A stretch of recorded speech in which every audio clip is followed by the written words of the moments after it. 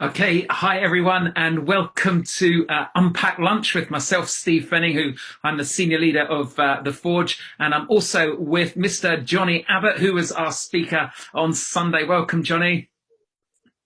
Are you okay? I can't hear you. I'm here. Sorry, I had a That's better. horrible moment. So what we do on here is we try and just check that everything is going live. And I had up my phone, and all of a sudden Steve started speaking through my phone, and I panicked. So it's the first time we're doing this without Finn today. So hopefully everything's going to go okay. Absolutely, yes, that's right. So if you're watching, please do just go into the chat and say hi. We'd love to know who's with us today. Now, the idea of Unpack Lunch is basically to unpack some of the stuff that has been talked around on Sunday. And so, Jonny, I kind of want to do a little bit of a spoiler, because you were talking about sharing and about vulnerability and your first time of speaking on stage. Now, you must have had times when you felt very vulnerable on stage. Many times, probably. So go on, just fill us in a little bit on one occasion for you. Yeah, so it's always kind of vulnerable on stage, isn't it? Because you're like always afraid that you're going to say something that's going to fit in your mouth or whatever it was, and definitely had lots of those. But first time I ever spoke on stage was dreadfully exposing for some reason, and it was kind of a long story about how I got to do it, and it caused a lot of confusion. And actually, as an off point, I think it was actually Emily Hammer's fault, but you can ask me about that another time. Right. Okay. First time I actually spoke in a church or on a stage of any sort was at a Baptist church in Ipswich. I won't say which one, but they invited me to speak. I was 16 years old, and I don't think they actually meant to ask me to speak. Yeah. But I was the one that got the email, and I thought, well, I've never done it before, so I don't know, I can't do it. So I just said, yes, I'll do it. And it was on New Year's Day. It was a Sunday, New Year's Day. And Mum was going to give me a lift down to speak, and she was quite confused over why a church would ask me to come and speak to them or whatever. But I thought, okay, whatever. She lost her car keys, so I had to cycle down there, and I got there 5 minutes before the service was due to start. Oh, and if you ever want to see genuine, heartfelt prayer for help, go to a Baptist church where the speaker hasn't turned up, because they don't know what to do. And so I turned up, and I was all sweating, and you could see the welcomers there on the welcome thing. Oh, great, we've got a new young person coming to church. And I said, hi, I'm Jonny, I'm speaking today. And there was a guy on the door who thought, are you indeed? But I eventually found one of the deacons, and it's just saying I'm being signed out of an account. Can you still hear me? I can still hear you. Right, okay, we'll keep going. Spoke to one of the deacons, and so he says, okay, so you're ready to speak and to lead the service then? And I thought, and lead the service? And he said, yeah, and lead the service. And I'd never done that before, but I thought, well, I don't know, I can't, so I'll give it a go. So he gives me a sheet, and there's about 6 different prayers I have to do, and they're all the same, because I haven't prepared anything. So I just say, well, thank you, Lord, for the old year. We pray for the new year. Amen. And that was it. I had to lead the singing, because there was only a piano playing, and I can't sing particularly well, so I kept on turning my mic off, and there was a woman on the front row who heckled me and said, keep on turning, put your mic back on. And so all of that, I had to give a kids talk on the way. And so the actual talk happened, and looking back on it, it was hilarious, but it was the best part of it. And it got to the end of the service, and I thought, how do you finish church? No one ever, the end, no one ever says this is how you finish. But I grew up in a Baptist church myself, so I thought, I know what to do. There's that verse, in the Bible, there's this verse called Numbers, and we always used to finish just by sharing this verse. So I thought, I'm just going to do this. So I just said, so may the Lord bless you and keep you, which is how it starts. May the Lord, his face shine upon you.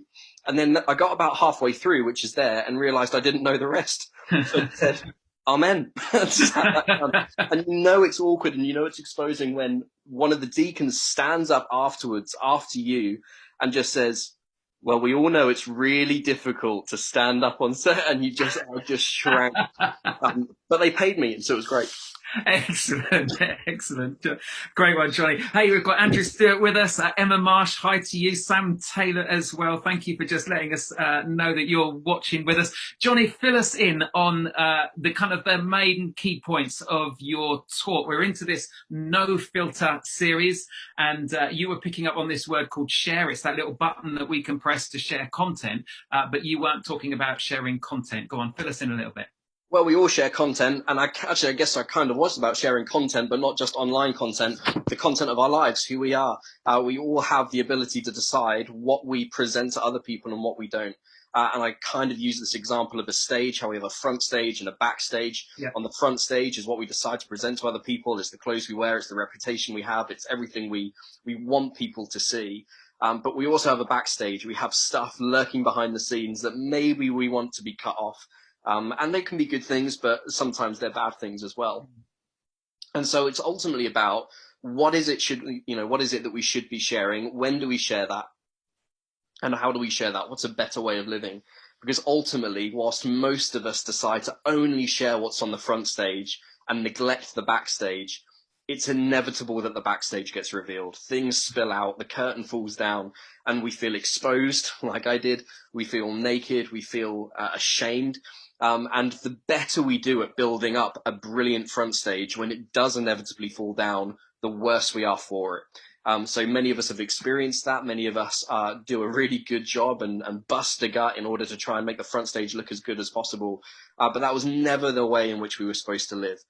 There is an authenticity, which I know is your favorite word, Steve, or vulnerability that we're actually really designed to share and designed to give it a go. And so we find this, as we normally do, a theme all the way through God's story with humans. But in the early church, Paul just does a brilliant job at what does it look like to show your whole stage to people in a considered and strategic and intentional way.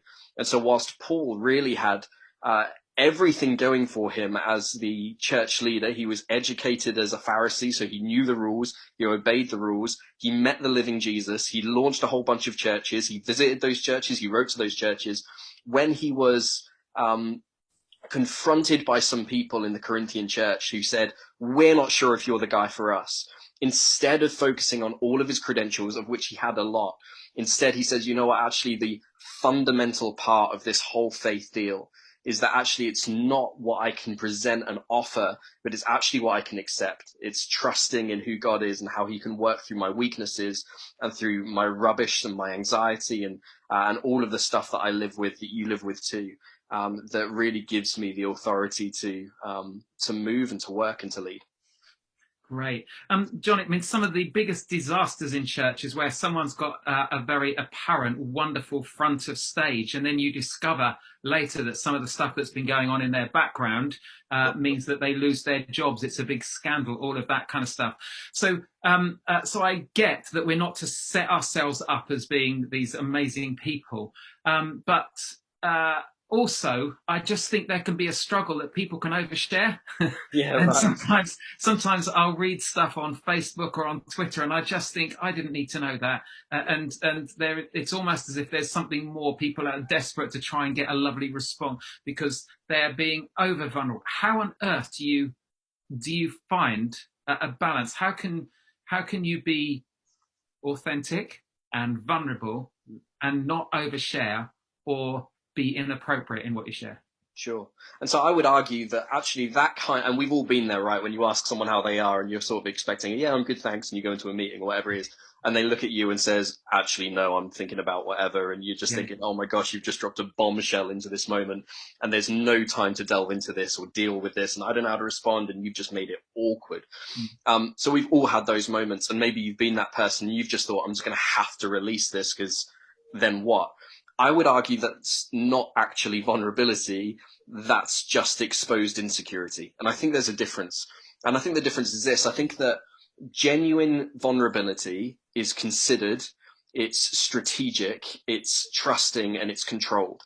And what I mean by that is that I think when we have the control to say, actually, I know what this is, and I'm deciding to let you into this, in a considered way, not in a, I'm going to spill everything to you all at once, because that can be damaging to you and damaging to the person and not particularly helpful, but actually letting somebody in.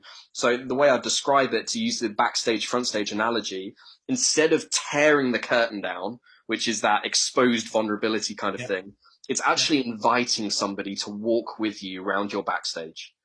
So it's a cautious inviting that I think is a better picture of what vulnerability is.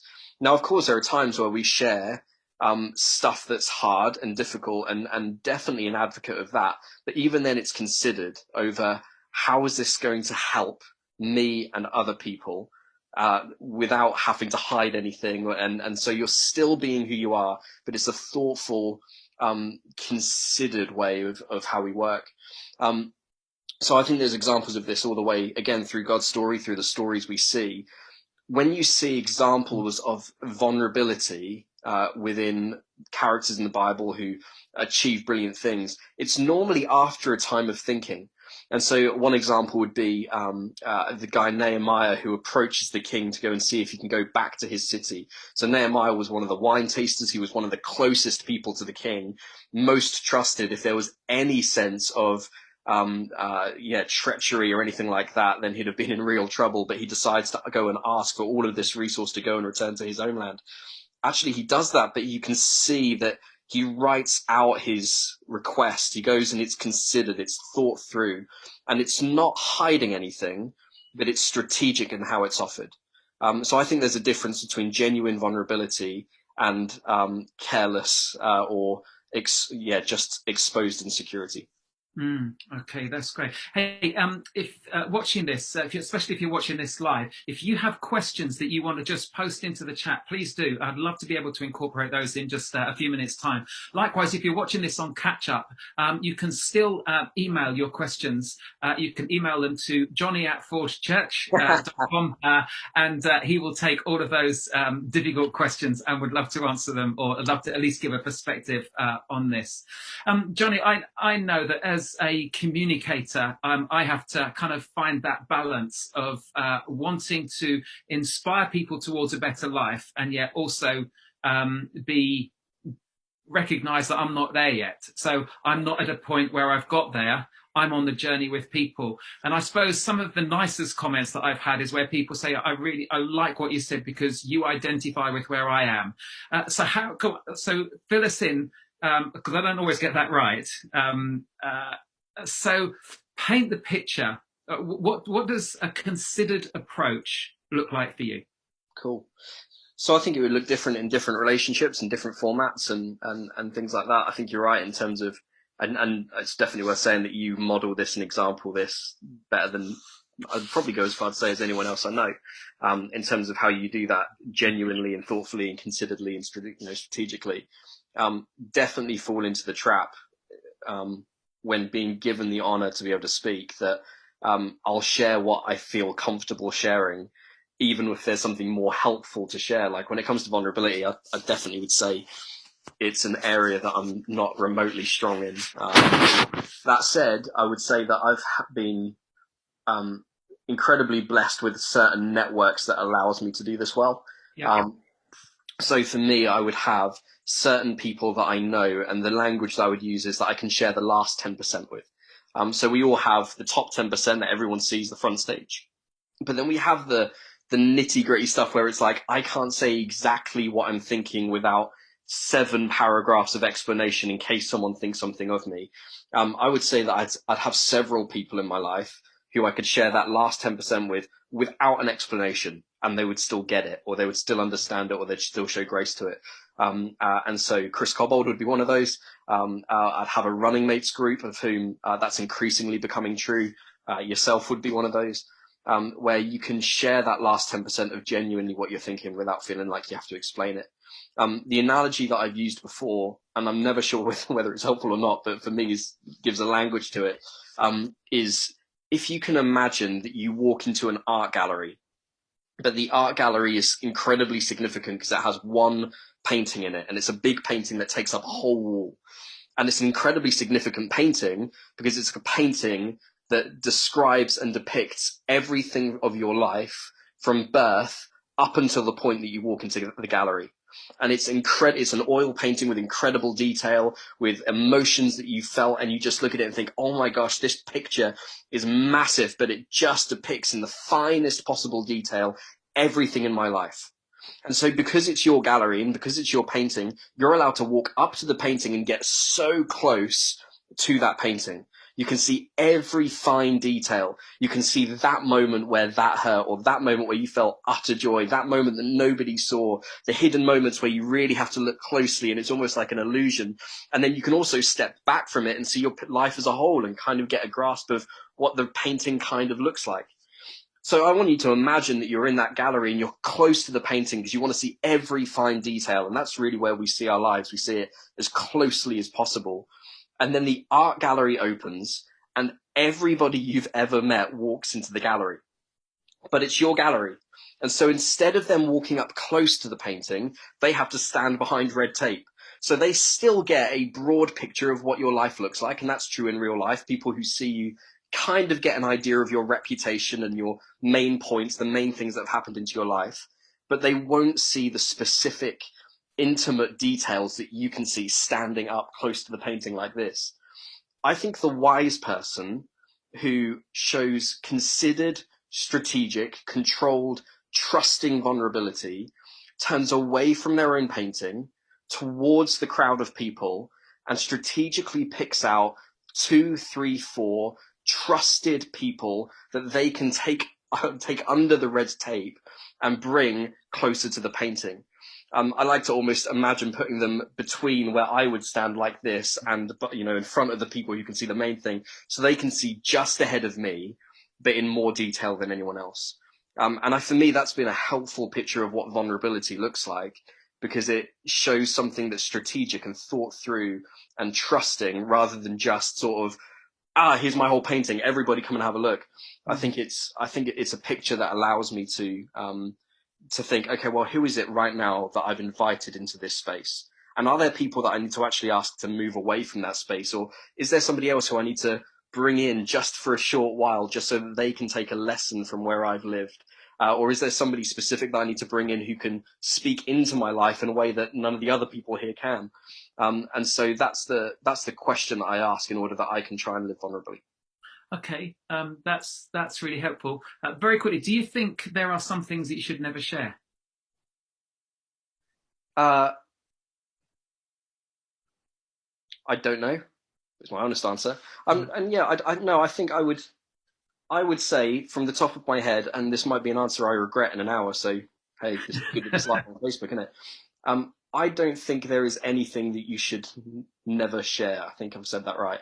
So I think you should be able to share everything in your life in specific circumstances or to specific people. Yeah, very good. So there will be some things in my painting, if you will, that I might bring 1 or 2 trusted people into. And I've got to be honest with myself to say they're the right people to see this, and they're going to call me out if I need calling out on. I also think that there are things, but I would probably say that we're better at hiding things than we are at sharing things. Yeah. No, that's good. And I just remember last year I was meeting up with the other church leaders in the Further Faster network, the network that we're a part of, and I was with the pastors. And last year had been a hard year, to be honest, hadn't it? A hard year for the Forge. I've definitely found it a really hard year. In fact, the last 18 months or so. And I remember going there, and I just stayed quiet because everyone was talking about how great church was and that kind of stuff. And inside of me, I was kind of thinking, well, hey, good on them, And I didn't really want to share much. And then we had to get into threes, and we then had to talk about what are we struggling with, blah, blah, blah. And I sat down, I said, well, I'll go first. You all know I've really struggled over this last little while. And I talked. And one of the guys who has spoken so incredibly positive about what was going on at his church, he just started crying. And he said, this is so hard. This is so hard, and I'm upsetting all kinds of people. And he just did that, and everything within me says, "I love you now." Just because of his vulnerability, it kind of took us to a level way beyond. As he shared his insecurities, something within me came alive and not withered all the more. Does that make sense? Oh, so good. And I would that story for me depict something that I really wish I'd have said on Sunday, which is that vulnerability is perhaps one of the biggest fighters of comparison. We never really put vulnerability in comparison together, but like that would be a prime example of that. Yeah. Yeah. Okay. Jonny, I've got one more question before I want to come on, because Zoe's got a question for you. But let me ask you, you spoke about Paul saying that it's in my weakness that God is strong.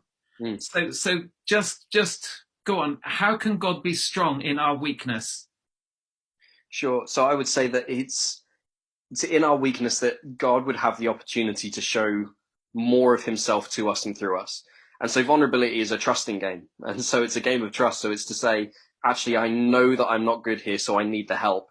And so it's the prayers that we pray that are bigger than ourselves, that are more than what we could achieve by themselves. That would almost be a top level view of what that could look like in terms of in our weakness, we're strong.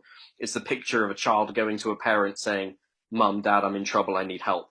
And that can be because they've been in a negative, hurtful situation, or it could be that they've had a dream and a thought and a vision that's bigger than themselves that they just need help with, that they need teaching from.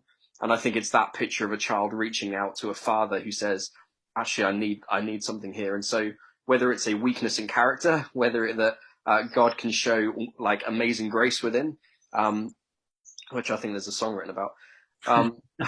If it's a dream that you think you've got, that you think actually this is a purpose within me that needs to come out, that's just bigger than what I can achieve. It's knowing that we are limited by our vulnerability, physically, emotionally, spiritually, that allows and invites God into the picture to work in spite of that. Okay, yeah, that's helpful. Thank you. I was reading this morning because I'm doing the through the year with through the Bible in a year, doing the Nicky Gumbel one, and we were just reading about Gideon, and I love his vulnerability. That when the angel comes to him and calls him a mighty warrior, he says, "What? I'm nothing. Do you know, I come from the weakest family." And in all of his insecurities and all of his weakness, God did the most amazing thing through him. And for me, that did my heart good this morning, just as I was reading that, of thinking, thank goodness, even the Bible expresses people's vulnerability and weakness, and yet God still uses them.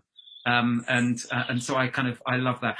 We've got a question here. This is from Zoey Bolton. Zoey, welcome. Thank you so much for doing this, for putting this question in. If any of you have got questions that you want to ask Jonny, make them really difficult and complicated and just quickly put them into the chat.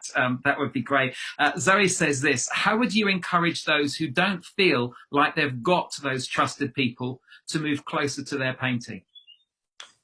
Yeah, that's good. A really good one, isn't it? My door's just been knocked on because I've got an Amazon package. This isn't a cop-out, but I'm just going to listen to see if Sam comes down. He has, so there's no way of getting out of the question. It's life in lockdown, this, isn't it? Yeah. I would say, I would say that I think most of us would have people in our lives who are more equipped to help us in that situation than we'd probably give credit for, generally speaking. So I think we often always give an excuse on why a person isn't qualified to come under the red tape, to use that analogy of the painting. We think, but there's that time when they or they're. And the reality is, if we look at ourselves, everyone would be making that comment about us as well, on giving us reason. So I'd probably say two things. Probably don't look for a perfect person, but look for the best person would probably be a good start. I think the second thing I would suggest is seek to become the person that you would want to invite underneath the red tape. Because the more you become that person, the more likely you are to attract people like that as well. The wise want to spend time with the wise. And the third thing is, I think if genuinely there's nobody in that circle that you think, actually, there is literally no one here, maybe ask the question, where is it that I need to be spending time? And I don't mean this in an abstract way, I think in a physical sense. Where is it that I need to be spending my time in order that I can grow deeply with the right kind of person?